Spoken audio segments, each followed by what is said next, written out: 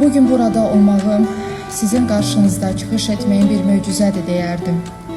Çünki həyat mənə ikinci bir şans verdi və mən peşəkar iş yoldaşlarımın qəhrəmanlığı sayəsində bu an qarşınızdayım.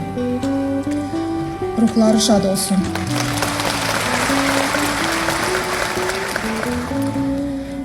Çox çətin olsa da fikirlərimi sizə çatdırmağa çalışacağım. Bəzən həyat bizi gözlənilməz sınaqlarla üz-üzə qoyur. Elə anlar olur ki, insan bir göz qırpımında özünü seçim qarşısında tapır, geri addım atmaq, yoxsa var gücü ilə mübarizə aparmaq. O anlarda biz kim olduğumuzu, içimizdəki inancı, fədakarlığı və gücü dərk edirik.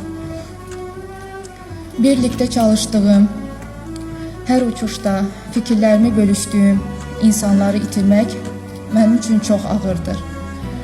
Sərnişinləri xilas etmək üçün əllərindən gələni edən Azərbaycan Hava Yollarının qəhrəman pilotları İqor Şnyakinin və Aleksandr Kalyaninovun,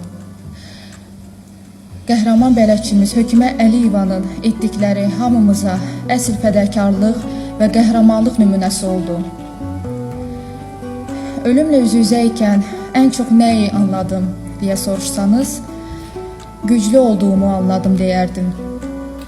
Həyat mənə bunu çox ağır bir şəkildə göstərdi.